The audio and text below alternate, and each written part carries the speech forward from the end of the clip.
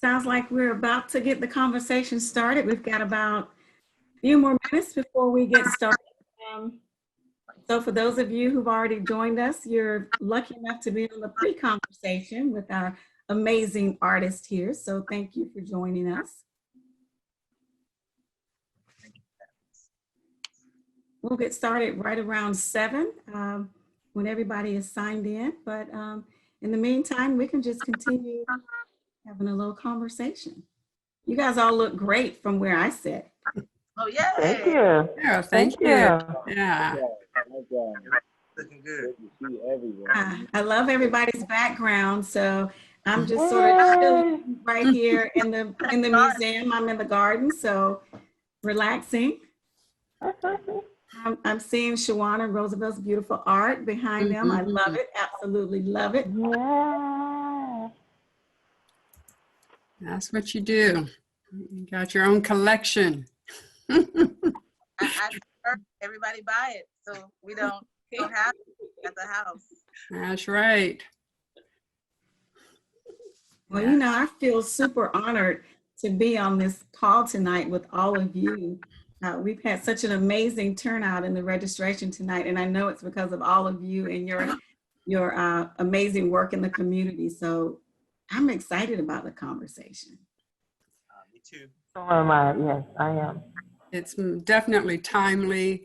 It's definitely time for it to happen. And I don't think you could have a better group of artists and community represented. And I exclude myself really because you artists speak from the community. And that is just so important. You have your pulse on what's happening. You guys are doing all you can to pull forward what the arts can bring, especially from the perspective of artists of color. So just thank you for what you're doing. Yeah. And thank you, Joy, for what you do for our community, the outreach. Well, thank you. It's a collaboration. It's a partnership. Y'all here? Yes. And I think collaboration is key. So just getting all of these voices in one room is really going to give us some direction on just where we can grow as a community, especially in the arts world, and just all of the things. I always say we're stronger together. Yes. So I think just, you know, a meeting of the minds is always really, really key to how we move forward. And again, I'm just delighted that all of you took time out on your Tuesday evening to spend a little time with us. We're going to have just a really casual conversation and, you know, take some time to really dig deep into some really meaningful and thoughtful partnership ideas, and, you know, just really wanting to dive deep into where we are in our community right now and what are some of the things that we can do collectively to really just heal our community as we all go through, you know, such a difficult time in this day. So the moment is now, and we're at the right place at the right time to make things happen. And we've got some great people in the room to make those things happen. So we're about 4 minutes before 7 o'clock, and people are continuing to sign on. So we are, again, excited about that. And I think we're expecting about 250 people tonight. So that is just amazing. Folks. Right.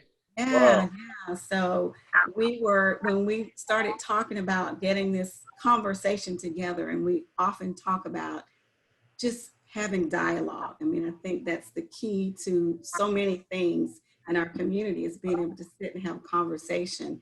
And we really sort of have been planning this, but just being able to pull it together in about 3 or 4 days and to have 250 people to be excited about it, which tells me that people want to have voice in our community, and that they care about our community, and that, you know, we just need to collaborate and sit down and have that conversation. So tonight, I think, will be a start for that. We've got a long road to go to accomplish all of the things that I think we want to accomplish in our community, specifically the arts world. But hopefully tonight will open up some doors, and we'll hear some voices from others in the community to sort of help guide us in the direction that, that I think we want to head into. So all of you who are already online, you have tuned in to sort of the pre-conversation, and we are about to get rolling in just about 2 minutes. What's up, Jacksonville people? So excited to share this conversation with you guys. So just, yay. Hey, let us know you're there. We've got the chat room open and the Q&A open. So hopefully we'll have some time for some questions from the community. So please feel free to add any of your questions in the Q&A section, and we will add those to our conversation. Oh, I see someone who says hello from Connecticut. We are all the way in Connecticut. I'm loving that. Right? Yes. Can we have, can people join on? I'm getting a couple texts from people saying they're having difficulty. Is it too late for them? I will send a note to Emily to try to send them a link. We closed the registration down at around 5 o'clock. So she wasn't able to send anyone out after that, but certainly we want everybody to be able to be a part of the conversation. So Emily, if you're listening, and I know you are, maybe Mal, if you can send her kind of a private chat with their information, we can certainly send a link out. Emily just forwarded that link to you, Mal, so you can send it out. And anybody else who needs to send that out, it's in the chat box. So.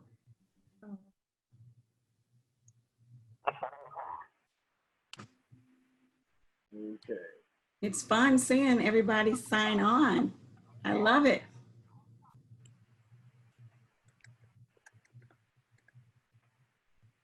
Okay. All right, gang. Well, we are right at 7 o'clock, so we've got a lot to cover this evening. So we will go ahead and get started.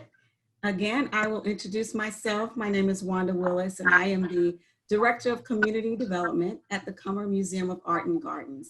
And we are absolutely delighted to have so many of you on our Zoom virtual meeting tonight to have a dialogue and conversation on culture, conversation, responding to current events through the arts. We're again excited to have so many people on tonight. But we do know that in this critical time in our history and in our country, that it clearly is time to have conversation. And if we are to get through everything that we're going through right now with all of the times of tragedy and anxiety and unrest in our communities, open dialogue is really the road that we like to take. So throughout our history, we know that artists have often used their art forms to amplify conversations surrounding injustices in our country and in our world. So tonight, we are super excited to have our panelists tonight to offer their unique perspectives on how arts and cultural organizations can play a role in expressions and the healing of our community. So we are super excited once again to have these amazing artists and art advocates on our call tonight. So let's go ahead and get started with some really quick introductions, and then we'll dive right down into the conversation. So I'll start off. Erin, would you please introduce yourself? Hello, everyone. I am Erin Kendrick. I am a visual artist and illustrator, and I do a great bit of my work here in Jacksonville. As an educator, it's just really important to me to make sure that my kids see themselves in as many places as possible. So that's really sort of where my focus has been over the last year as I, in the creation of my own work and just in the work that I do in and out of that I teach. So I'm the visual arts instructor at Jacksonville Arts and Music. Thank you, Erin. And today is Erin's birthday, guys. So if you got a moment, put it in the chat to say happy birthday to Erin. She's spending her birthday with us, so happy birthday. All right. So Mal, if you'll introduce yourself, please, to our audience.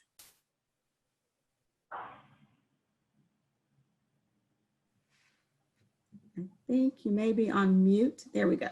There we go.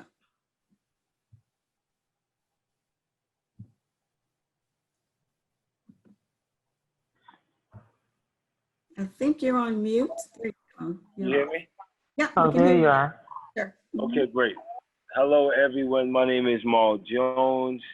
I'm the CEO of Coral Castle Entertainment, arts educator, folk artist, Duval cultural ambassador, artist educator. I implemented my hip hop culturally infused programs in Duval County Public Schools, statewide, and I run the Lyricist Live, the open mic cipher downtown at the Jacksonville Art Walk every month in Jacksonville, and we've been 9 years, no violence, using an art form that they consider dangerous, you know, from a crowd perspective. But that's what I'm doing right now. Well, awesome. Thank you for joining us tonight. We have Dr. Joy Young. Please introduce yourself. Hello, everyone. I'm Joy with the Cultural Council of Greater Jacksonville, your local arts agency. As an arts agency, the Cultural Council serves to invest in the arts, invest in artists and our communities. I approach this work as an artist. I am a vocalist. I studied at Manhattan School of Music. I approach this work as an academic, teaching at the college level, and of course as an arts administrator. The Cultural Council really sees this work in community at this time to be incredibly important to build community, to build bridges across community. And it's an absolute honor to be here with you today. Thank you, Joy. And of course, next, our dynamic duo, Shawana Brooks and Roosevelt Watson. Please introduce yourselves. You want to go first? Roosevelt Watson III, visual artist, activist, spiritually conscious, and parent. Go ahead. Okay, so I am Shawana Brooks. I am married to Roosevelt Watson III here, visual artist. I'm a curator, a community curator. I like to think of myself like really active in what's going on here in our city. I'm also an artist activist. I'm very strong in promoting artists and their livelihoods over the art that they even make to make sure that we honor them and resource them as appropriate. I'm an artist myself.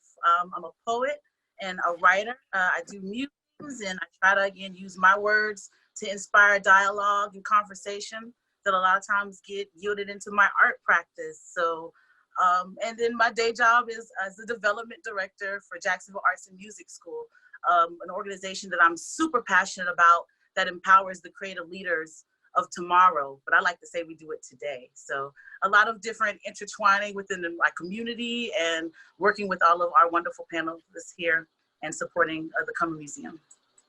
Thank you, thank you. And last but certainly not least, Adonnica Toler with the Ritz Museum. Please introduce yourself. Good evening, everyone. Again, I'm Adonnica Toler.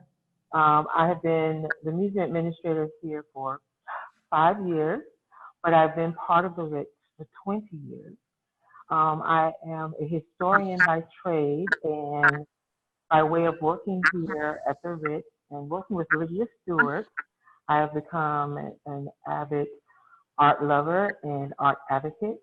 I and Lydia Stewart curate Through Our Eyes, which is the longest African American art series, and actually the longest art series in Jacksonville. The exhibit that's up now is year 26, and I am now working on year 27. So for 27 years, Lydia Stewart, 20 years from me, have been advocates for African American artists here in this area. Hey, thank you, Adonnica. Well, now that we know everyone, as if anyone needed to have you introduce yourselves, everyone knows you guys, you're amazing in our community. I'm going to just jump right into some questions, and I'll just share with you that the questions that I will be asking are questions that were obtained through somewhat of a focus group. I sort of targeted a few people in the community, some community leaders with these questions. And also, for those of you who are in the audience, you will have the opportunity also to ask questions. Again, please post them in the Q&A chat box, and we will get to those questions momentarily. Our first question is for Mal Jones. And the question is, art has always been a force to motivate us in making positive change in our communities. The Harlem Renaissance, various genres of music, and etc. What role do you think that art will play during these times of unrest? Well, art has always played like, in these times of unrest, there's always some music associated with that.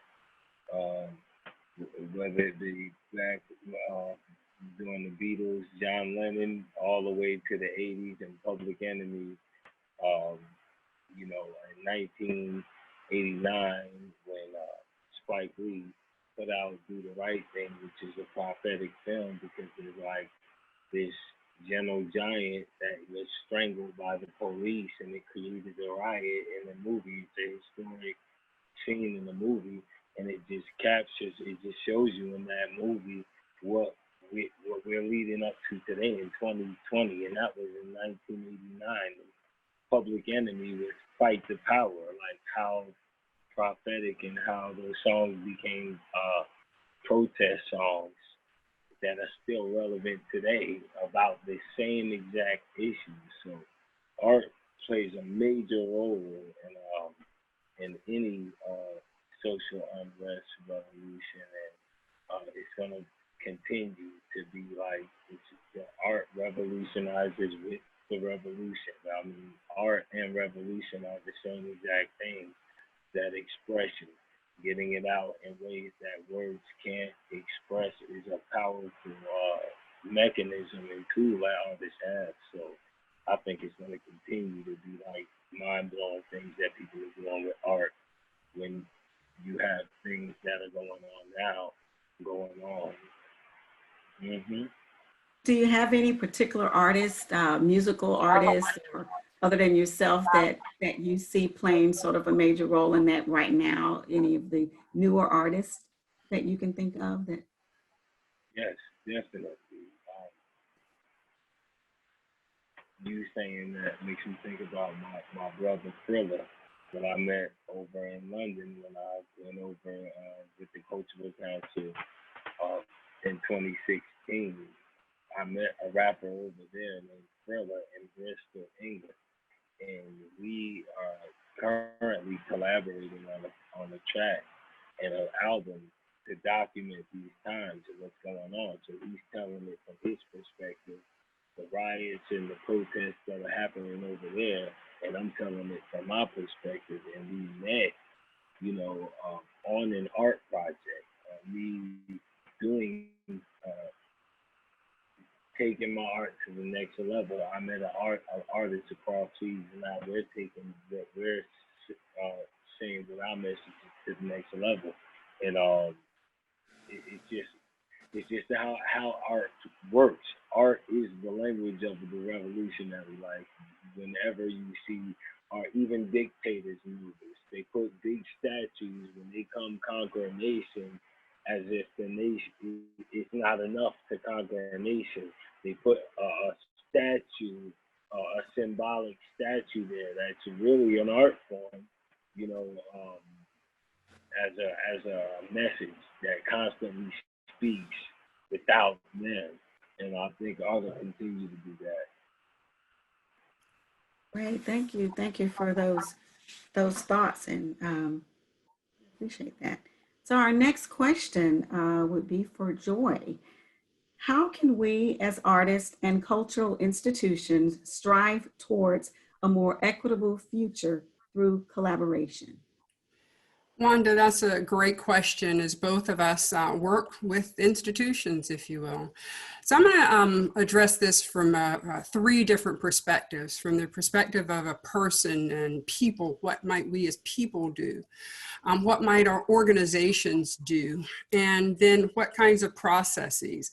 All again, thinking about an equitable future. So, you know, as a person, as a leader, as a funder, as a director of arts organizations, you know, we have to be aware of and critically reflect upon our own position within society and within our organizations. You know, we have to ask ourselves, does the position we hold give us an advantage? Do we have a position of privilege? And sometimes we may have to let go of some of that position. We have to engage in a real collaboration. We have to let go of this idea of equality, which means that, you know, everybody is equal, and think more of equity, where we are thinking more about who can benefit and how people can benefit.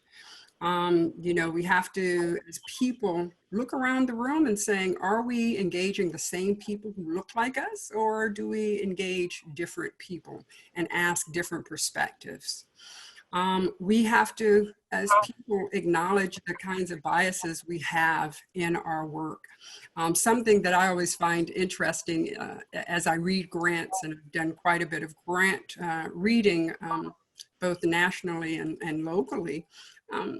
What does it mean when we say we're lifting up at-risk populations in our programming? What does it mean when we're saying we're exposing communities to the arts? What kinds of biases go into those kinds of decisions? So I would just reiterate that when we think about being equitable, and when we think about collaborative, we have to collaborate with others who look different. You know, to answer that same question, Wanda, from the sense of a place, our arts institutions, many here locally, have participated in racial segregation. So our arts organizations, those institutions, have to be more than white boxes that invite brown bodies. Our organization should be asking and inviting community leaders to inform program development, to engage more in planning and implementation. And guess what? We also need to be more collaborative and inclusive around paying artists and our community members in ways that we would pay others who are visiting artists or consultants who come into our communities. And I think, you know, when we talk about equity, Wanda, equity looks like having community members and artists fully engaged in program design. Equity means rethinking the very places where an art form takes place. We need to value the people where they are more than the art in our space. And Wanda, I think I'd say this then about our processes and how we might move our processes to be more equitable. Right now, our systems or funding aren't very equitable. And as a funder myself, I know that we can put so many hoops in front of organizations and try to get them to jump through those hoops. For what? For serving the community and serving the community well? There are many other ways of demonstrating good stewardship than a 15-page application. There's so many ways of demonstrating stewardship without having to have a professional grant writer on staff to go through all of the processes and systems we put in place that often exclude and don't include. So our funding models are are exclusive, and we really need to think about that. To collaborate with our funders, our local funders and donors, is something that I am very interested in exploring. So for all of my funders out there, for all of those who donate to the arts, I would say that the Cultural Council wants to be a collaborator to think about and to fund more equitably for artists of color, for communities that serve in the arts, for arts organizations that are serving culturally specific communities. I think those three ways of serving and collaborating through the people, through our places, and through our process can get us there, Wanda. Well, thank you so much for your insight on all of that. And I know that I'm hoping that this conversation will be just a start of how we can combat some of those issues that you're speaking of. So hopefully this will be the beginning of a conversation that we can have some continued dialogue in making an impact in that area. So Thank you, Wanda. Thank you. Okay, Miss Erin, the birthday girl. What role can art through artists and institutions play in improving our community?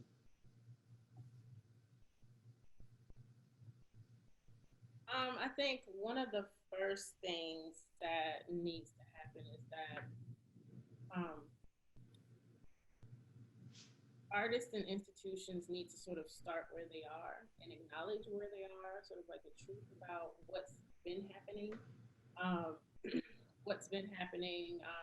How the public, the greater public, have really been responding to them, and what they could do to improve. I think that as soon as the institutions start to do that and start to kind of make space for everybody, then you start to pull more of like the artist and the art. So when you're asking like what role can art play in the community, when it comes to art and institutions, it's just a matter of having those conversations, like real honest conversations with each other. As an artist, it's difficult to try to do my own work, and if people are confused about like images of women who look like me, and a lot of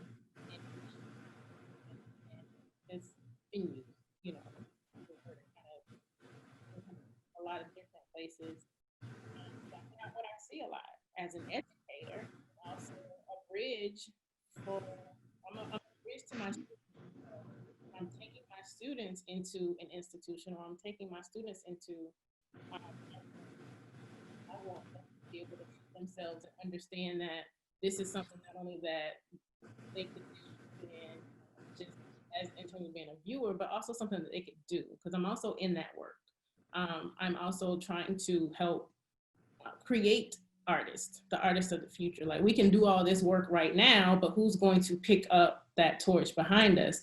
And they need to feel welcome. So I've often come into these places that where I want to see the improvement. And then as the artist myself, have been very vocal about, well, I need to know that this is a safe place that I can bring my students. I need to know this is a safe place that I can engage with other artists. I need to know that this is a safe place where my artwork can live, and where we can just start to encourage all those conversations. So the art needs to just be in a great balance with the institutions, and have these conversations with other artists. I really feel like we all need to respond to what's happening now. Like, now is not the time to sort of deflect.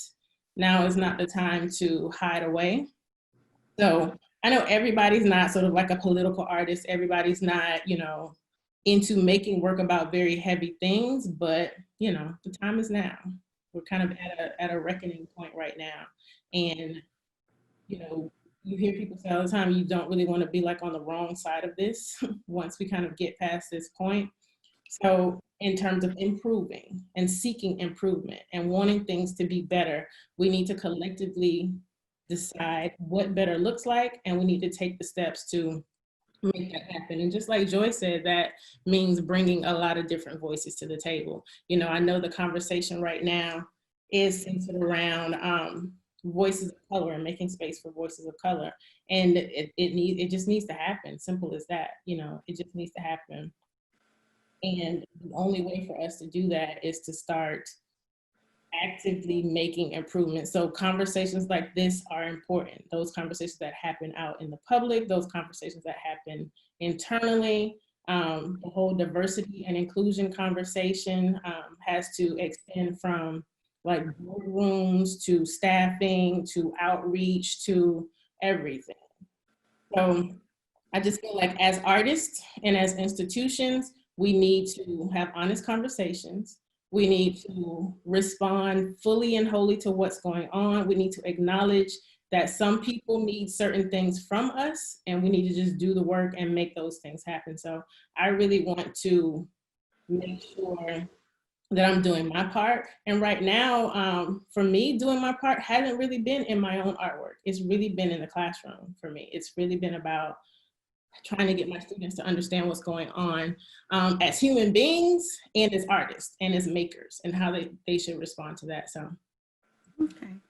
Well, thank you for your insight and thank you for what you do in bringing art into children's lives, first of all, and thank you for sharing your ideas of just the beginning of this conversation and how we as non-artists, but in the working in an art institution, some of the things that we can do to help bridge the gap and to make some of those things happen. So I appreciate you sharing your thoughts, and this will be just the first step. I need to dig deeper to hear more because we are at a place of really working to dig a deeper dive into diversity, equity, access, and inclusion. The time is now, and certainly hearing the voices here around in this panel this evening will give us more insight on direction.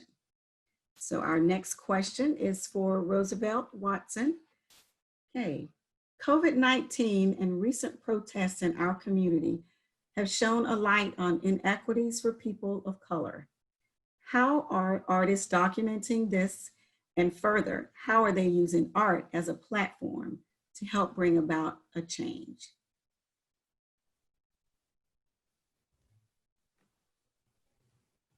I think it's a little bit more of the videographers that are kind of making a change because they're being there recording because of the digital age that we're in.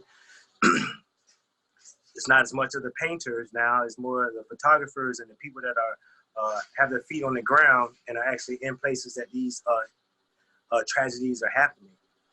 And I know through the art there will be change, like what we're doing through a 6 Foot Away gallery, by making change in our community. And it's doing what it's supposed to do because the community has come to us to create a mural for George Floyd. You know, they came and did that. So the art is actually activating itself. The time is now. So it's like, no, the timing is just right that COVID happened, and COVID is allowing us to have a mental, spiritual, physical reset, all of us, because we've always been on the go, go, go, go, go, and never having a chance to actually look internally and around us to really see community and see each one of us as humans. Mm-hmm. So I think that change is going to come through us seeing each other and hearing each other. Thank you for that. And for those of you who have not had a chance to take a walk by the 6 Feet Away gallery, please do. I think that is just a phenomenal, and congratulations to both of you for being recognized nationally for your amazing work. And so I'm putting in a shameless plug for your gallery so that hopefully this weekend people will take a moment to just walk by, meet these two, and see some of the amazing art. So thank you for that. Okay, now your other half, Ms. Shawana Brooks here. Okay, art is an important aspect of good and balanced quality of life, as we all know. Art, presents itself as a way of healing. From your perspective, what barriers do you see in the art community of Jacksonville which prevent communities of color to be fully engaged?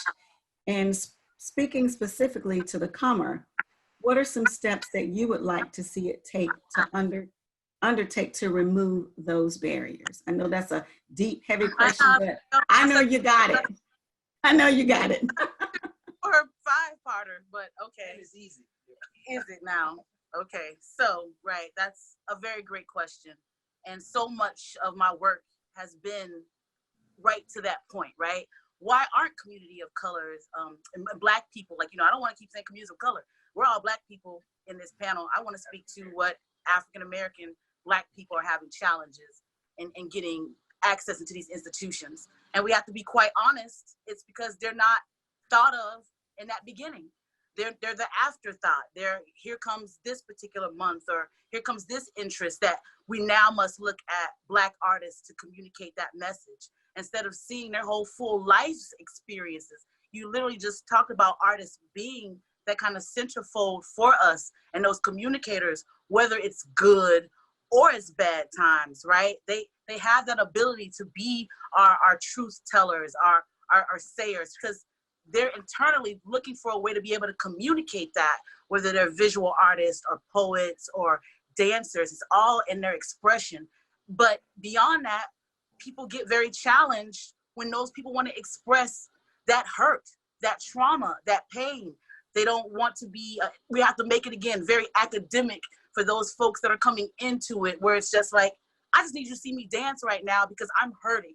I don't think we need to waste any more time with conversations, quite frankly.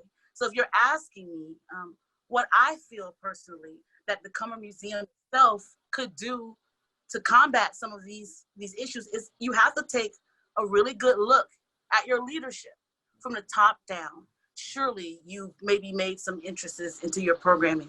Maybe you brought some other minds from this, but it comes from executive leadership. It does. So if those are the people, those 6 or 7 white faces that are there and trying to make interest into this community, they have to be real. You do not have that consciousness. That's not a bad thing.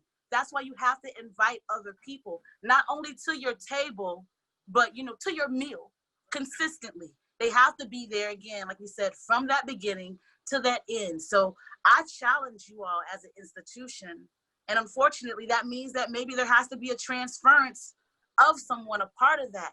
Somebody has to let go in order to make room or make weight, or you all have to start doing that hard reach back to your board, back to your members, back to your patrons to say, we want to be able to invite more people into this. I mean, your museum maybe has about 12 to 15 people working. To do that kind of work, you need a squad. You don't have enough people to actually effectively communicate that kind of change. So we can't just wait when there was the Lift exhibition 4 years ago to do that work. We can't just wait when we did the Augusta Savage exhibit, when Jeffreen came and there was a challenge with her being here as a curator. We can't do that to Black minds, to Black people who are putting themselves out there. This is their work, this is their process. And we gotta be true about that access, right? As a curator, I don't have that background that says I went to this college and I have this degree. It did literally take someone seeing me at my value and saying, we want you to come and be at this institution. And now I have that credit behind me. But if they would not have made that access, if they would not have saw what I could do, what I could accomplish, if they didn't see not only bringing me to the table, but giving me and serving me a plate, I wouldn't have been able to execute that. So you can't just assume that because that person doesn't have the BFA, the MFA, the A-to-day, I don't know all the things, but you've got to make room, like Erin said, for where they are. And you might have to go and work with someone else, not just as the consultant for that moment, but look at who you need to hire and bring in order to be able to bring more people in community. What we know, what really takes hold is as much as people value and they love arts, when they get to know the artist, that creates a whole different dynamic and you bring other audiences in and other people. So don't wait for that. Let us bring proposals to you. Let us bring different things that we're interested in. It can't always be about the communication of that academic life to navigate our real lived experiences, which is the whole reason why we started the 6 Feet Away Gallery. I didn't want to write another proposal. I didn't want to get another yes from an outside entity. I didn't want to have to write a 2-page letter that gets the approval from someone else to do this work, right? We just wanted to get the work out there, get the conversation, because we know what we're doing. We are experts, and you need to value us as those experts instead of, again, looking at us to be the sidekicks or the sideshows to your bigger picture. So I just hope you all look a little bit more closely at, you know, can you have a whole year of Black interested exhibitions? You sure can. And they're going to speak back to the whole full community. You don't have to keep navigating or waiting or playing this game. I got to have 4 or 5 or different other people to communicate that message. Let's let Black artists speak for themselves, and let's listen to them. Let's engage them. Well, first of all, I want to say thank you for your honesty and your passion. It shows in your work, and it shows in the way you communicate. When you talk about art, your face lights up, and I know you have that passion for it, and I appreciate that. And I appreciate the conversation because the time is now for change to be made. And that's really what this conversation is about, to find out where we need to go, what we need to do. It's not even that the time is now, it's been now, right? This is not Right. new. Experts from things that happened in the 90s. The art world already knew they had this problem, and they just kept gaslighting and sitting on it. So yes, Absolutely. the time out to hear our voices to say, if you don't make room for us, we're going to go find our own spaces regardless of what you're doing. So make that, we're going to make that room ourselves. Well, Yeah. again, I appreciate your honesty, and I hope that we'll have some time to have even some side dialogue of how we can really, you're just spot on point with everything that you're saying. And I appreciate it. We are working at the Cummer, as you well know, that I've been there about 4 months, and you know, have been strategically working on the DEAI plan, which does exactly what you're saying, that it incorporates through the fabric of the Cummer Black art diversity, not just on, you know, we've had this conversation, you know, at leadership, the conversation of making it a part of the fabric of who we are at the Cummer, and not just on MLK Day or Juneteenth. So just know that we hear you as an organization, and we are listening. And this is a learning time for us to be able to hear the voices that matter, so that we can be strategic in the changing and planning as we begin to move forward. So I absolutely hear what you're saying, and I appreciate your honesty. So thank you for that. Okay. So Adonnica, you're going to come after Shawana. I know you are ready. So I can see the beautiful Ritz Museum in your background here. So your question is, what is the role and responsibility of the museum in responding to issues affecting our communities, both locally and globally? I think you are on mute, Adonnica. Unmute you.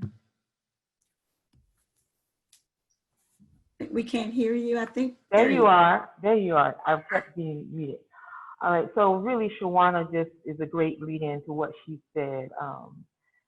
The role of a museum, personally to me, is to be that place that someone can come and express themselves, a safe place. And this museum was that. I mean, one of the reasons this museum came about is African Americans were not represented in the other museums in the city. The legacy of Through Our Eyes, of this beautiful exhibit I'm among, came about because Black artists had a hard time getting into the other museums in the community. Lydia Stewart knew many African American artists who could not get a show. But Black History Month comes around, and they got a knock on the door, and their artwork was up for one evening on the easel, but it was not up in the gallery. And there wasn't an opportunity for people to meet them, to know them. And so Lydia made room, as something Shawana said, I'm going to make the room. And Lydia made the room while she was working at WJCT. She was not even working in a museum. And when she was hired to work there, she brought it with her. But without her stepping out and making that room, I I would not be I don't believe I would be a collector, and I know I would not. I would miss knowing Overstreet and Erin, Roosevelt. Well, I knew Roosevelt growing up, but I would miss all these fabulous, world-renowned artists if Lydia Stewart had not made room in her own way. And this museum made room and makes room not just for the artists, but the rich history that's here. And the history is so rich that it can be around 365 days a year. I work here 365 days a year. I deal in African and African American history. And we have never done a repeat exhibit in the 20 years we've been here. I have installed over 50 exhibits. I have not done a repeat subject, a repeat person. The only repeat thing has been through our eyes. But even then, the stories told are different every year. So a museum should be a safe place for someone to come. It also should be the place to encourage you to come and to explore your mind, your imagination. It should be that place you could come to realize that you are special, that you can come, and maybe one day my art can be up on the wall, or maybe one day I'm in a museum and you're talking about my accomplishments.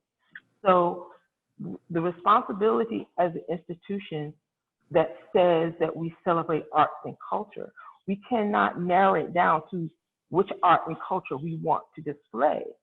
In the case of what we are as a museum, if this had not been here, you would not, where would these stories be told in the climate of how things are set up in the city now?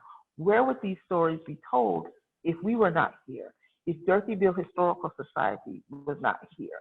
If the Eartha M. White Museum was not here? And for those of you who don't know, Eartha White had the first Black museum in Jacksonville in the 1930s. So as far back as 1930, Eartha White knew that we needed to celebrate African American history. So we have to, and we can't, just our mission is such that we celebrate African and African American history. So we don't specifically say, oh, you can't come in here because you're white or Asian. But we were filling a need. We were filling in a gap. And so we have to be a place that people can know that they can be whoever, whatever they see in their head.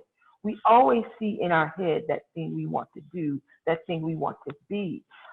But if you are a certain color, or if you are a woman, you're told you can't do that. Or, yeah, settle for this. This is where you belong. And so we as an institution can't just be a museum that shows who we like. And I'll be admit, a lot of the artwork that I put up, I don't get it. It doesn't talk to me personally, but I know that artist, that is life to that artist. So I take it very seriously when I hang up this artwork. This artist has put out their soul, their spirit. There's something that was in them that had to get out. And that art piece is going to talk to someone else. And that's how I see it as a curator. I don't see it like, oh, I don't like that. It's too big. Ooh, that don't make sense to me. I don't see it that way. That story in that painting, in that photograph is going to help someone else. That's how I see it. And so that's the passion I have, that making sure that this artwork is displayed properly, that it touches other people's souls, that they get inspired, that it helps them in some way. And so that's how I see my job. That's how I see what I do here. It's not just a job to come in, get some pictures up on the wall. It's to make the atmosphere that when you come in here, that if you are having a bad day, it's rough. But man, that picture of Eartha White did something for you.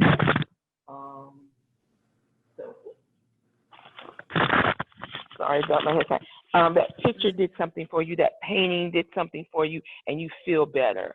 So we have to take it, I take it more of, it's not just a job, but it is a responsibility that I have to do this. And so we have to think about other people more so than what we want it to be. And how are we going to serve other people when they step in our doors? Thank you, Adonnica. The Ritz certainly allows voice to be given to everyone.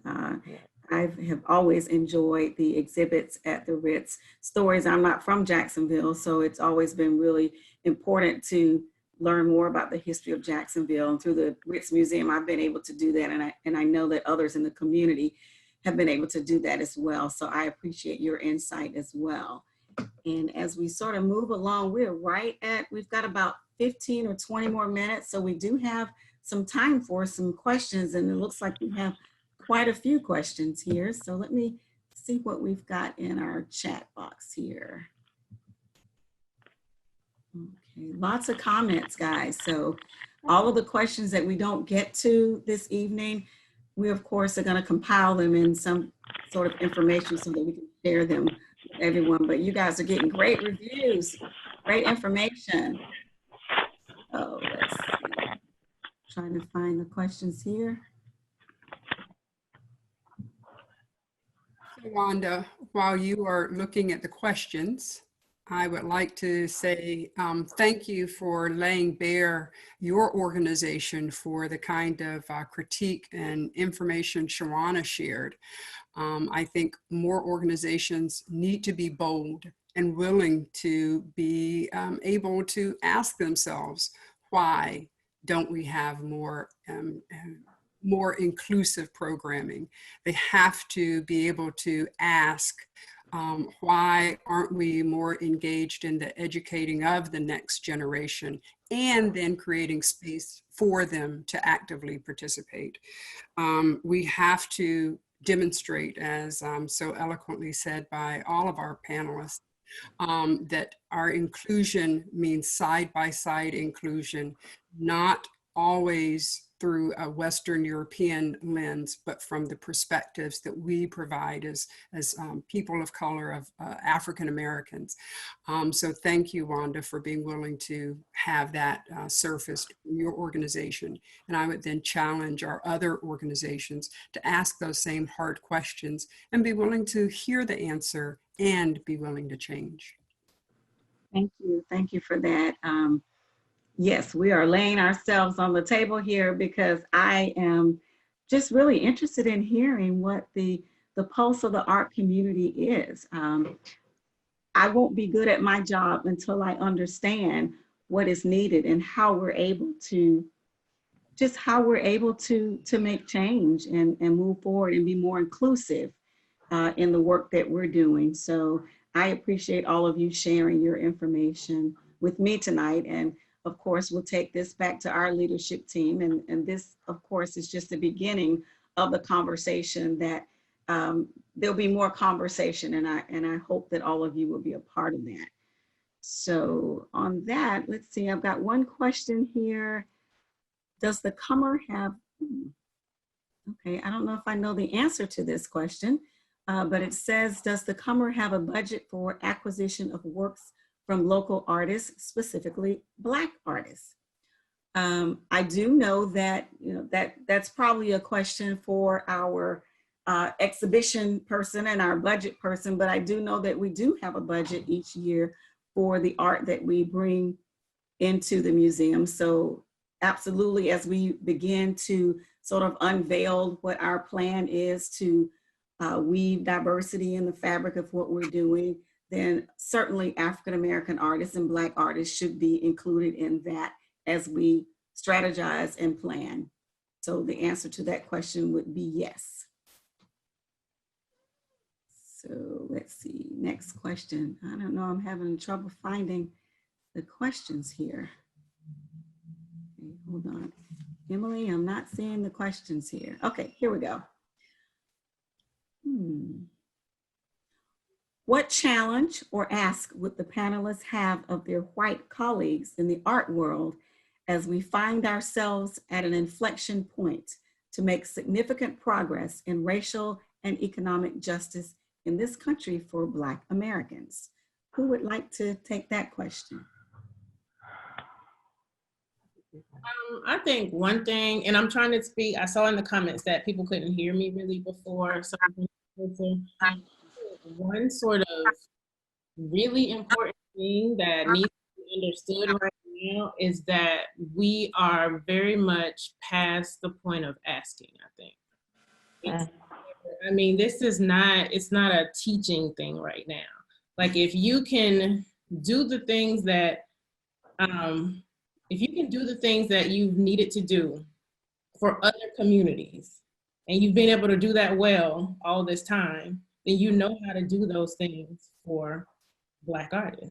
You know how to make those spaces, you know how to do those things. So we're really, like Shawana was speaking of before, I think in my own work, in my work in the past, it's been about encouraging empathy. Like trying to get the viewer to sort of figure a thing to encourage empathy in them. And I just feel like we're past that.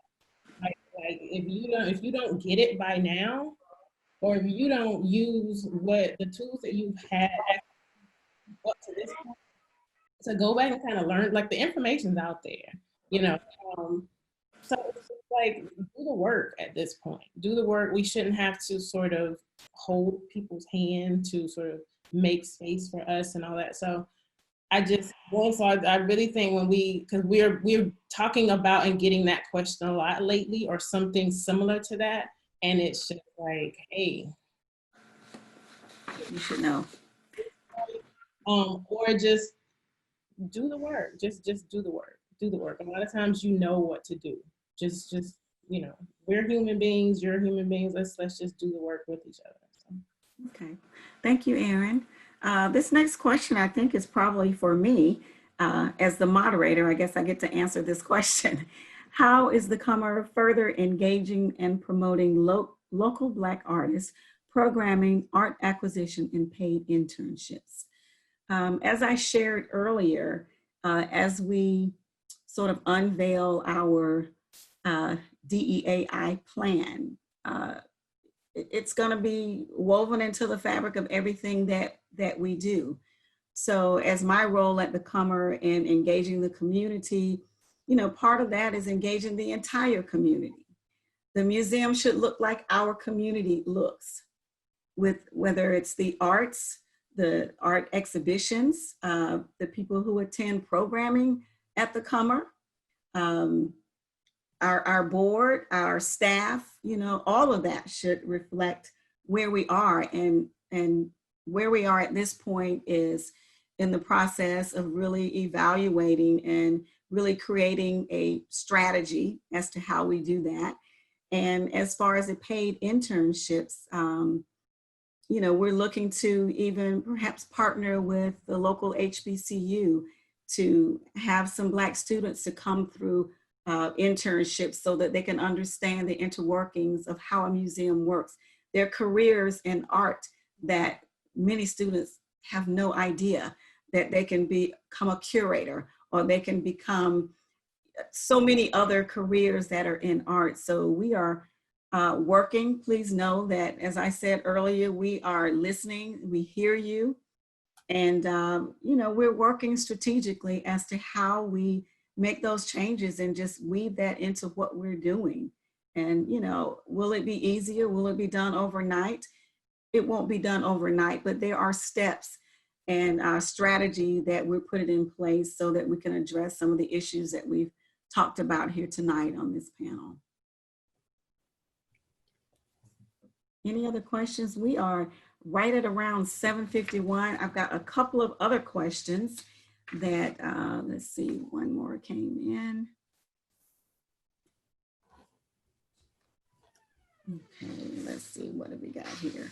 So Wanda, let me just also kind of piggyback off of Erin's call to do the work. Doing the work also means ensuring that funders support this work, realizing that our system of funding in many ways relies on communities who have historically supported arts institutions. How do we fill in those gaps when we have programming or people who are coming into our organizations that might not have the same kinds of access to funding? So it really does mean doing the work is part of a system of funders, it's part of a system of supporters, it is indeed part of a system of community, and is ultimately part of a system of artists. And we all have to be at the table willing to do the work and have the hard conversations and work really hard to understand that inclusivity and equity means more than just come on in.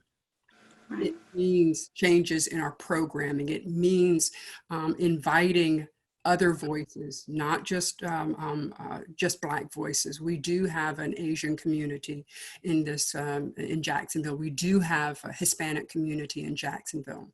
And we have to let go of these systems and structures, generally based out of Western European aesthetics, if you will, and processes, and know that that can no longer. Joy. We have about 5 more minutes. So before we close out this evening, I really wanted to give each of you a chance to make a closing statement, if you will, and just share some last thoughts with us. And we'll start with Erin, the birthday girl. First, thank you for giving me the space to be heard tonight. So I'm really appreciative of asked to be on this panel, and to be, my best to be up for the art community and for the art education community. I think just in terms of last words for me, like I saw that there was a question in the comments in the chat box about, how can we be better at seeing and listening. I think it said like to communities of color, something similar to that. And I think like the answer is in the question. So, and I think that's what I was getting at before, is like a lot of the ask for what to do, doesn't have the answer to already. So to be better at seeing and listening, be better at it. Simple as that. Like a lot of times it's just a matter of decentering yourself, decentering what you already know and making space and being quiet sometimes, and just do that thing. You want to be better, be better. Thank you, Erin. Mal? Yes.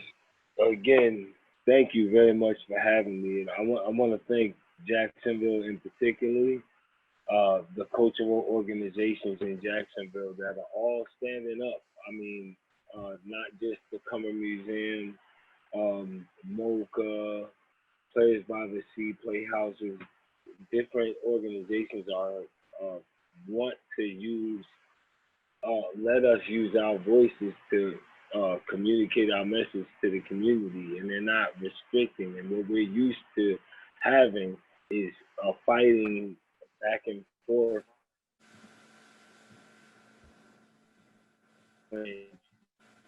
Actually being the conduit for motivating change amongst the public, and y'all, it seems like y'all can see that now, that that's a powerful tool that educational institutions have, museums and the likes, to actually do this and give artists like us the voice, because we've always been trying to communicate a message in a certain way, but these institutions don't necessarily speak our language. So it's very hard for somebody who is super talented, but they come from the neighborhood where I come from, and they don't know how to approach an educational institution. Y'all will be deprived of that, of reviewing that person's work, and live kind of in a bubble as an educational institution. So it's like great that these educational institutions are reaching out to ask, because they're out there. These artistic anomalies and people and stories are prevalent out here, and I want to thank y'all for exposing that. All the educational institutions around Jacksonville are taking a part in doing something, because y'all are aware that Jacksonville has this community of people. And since we all know that, and the smart people know that, we need to work towards making it an even bigger thing. that's what we have the power to do, I think. Thank you, Mal. Adonnica? Okay. I think that Erin has been saying it and said, Shawana, it has been the past time, and let's just do the work. I mean, we know what to do. We are tired of explaining ourselves and trying to convince you that it's worth your time to give it, to put money, support us. We shouldn't have to do that. We are great. We do excellent work. We put it out there. We put it out there without your encouragement because it's in us. So it's past time to get to work. Let's do the work. Let's not just say, oh, that's really nice that you're doing that. Do the work. And even if you don't have the money, show up and support the artist. If you find out that Erin has a show up and be there and see it. And, maybe try to negotiate with her about buying the piece, but make an effort to open your horizons, because there's a whole, not only the African American cultures, there are other cultures in this city that have contributed greatly to the community. And you're staying in your one little box, and you're staying with the people you look like, and you're staying with the people you're comfortable with, but you're missing out knowing me. And I'm one of the great people you could know. Erin feels that way about herself. Shawana feels that way about herself. And all the people on this community, they're excellent people. They're doing great things where they are. But because they don't look like you, you're too scared to step out. So step out. Let's do the work. It's been past time. The next conversation should be the thing that we have done to make a step to the next step. All right. Wonderful. Shawana?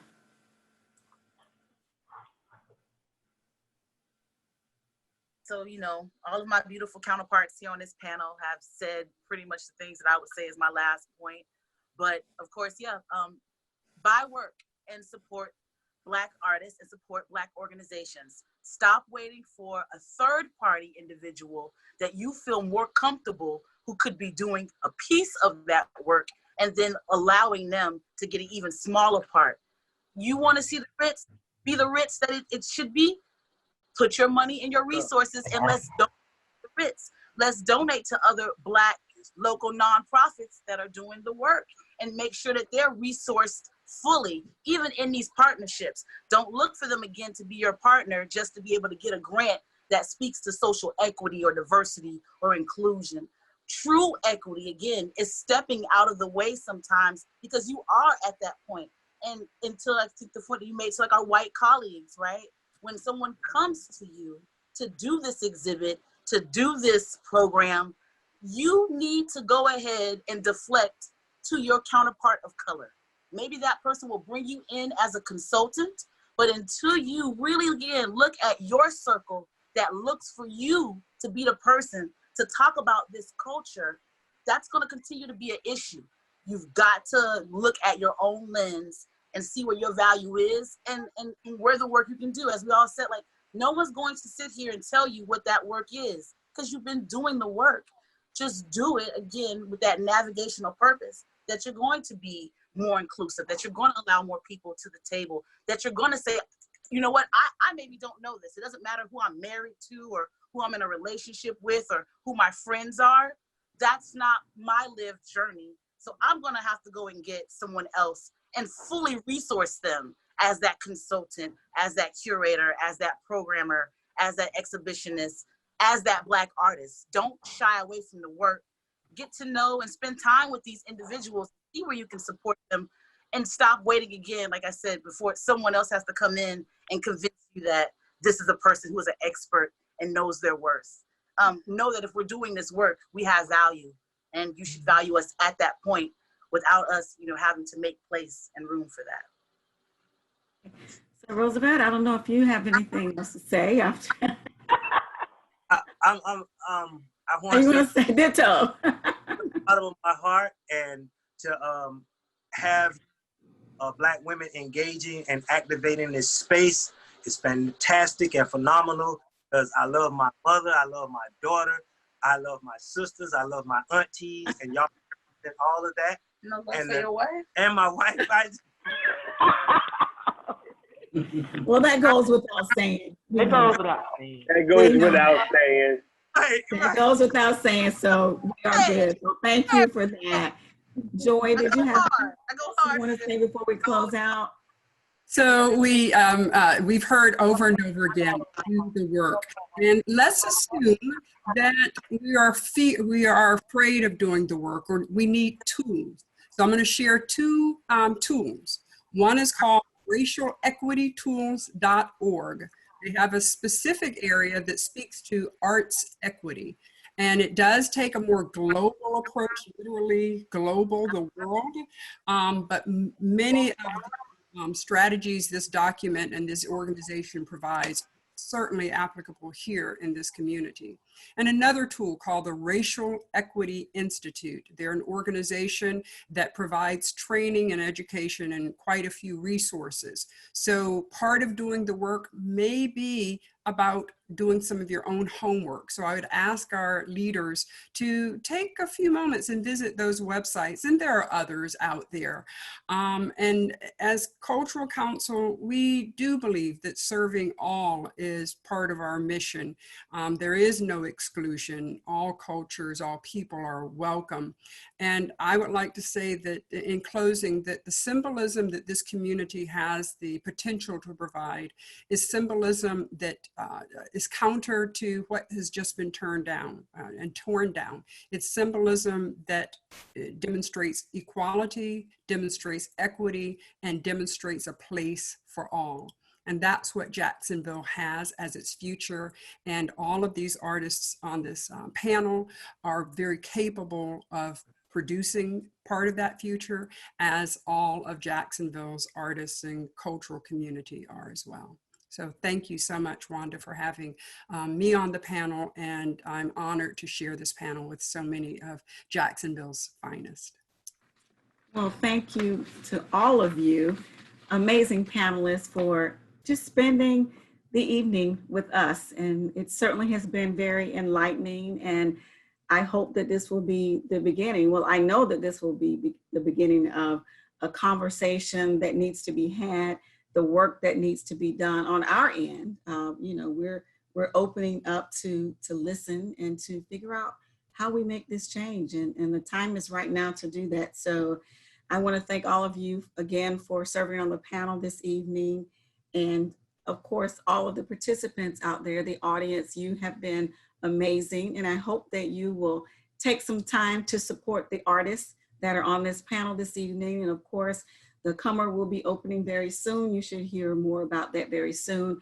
As you see, I am in the gardens, and the gardens should be open soon. So I hope you will join me in the garden. So I hope to see you soon. So have a great night. Thank you, everyone. Good night. Thank you so much. See you, everybody. Good night. Erin, happy birthday. Happy birthday, Erin. Have a good night. Happy birthday, Erin. Bye. Wait, gallery. Check us out. Donate. Yeah. Peace. Peace. Bye.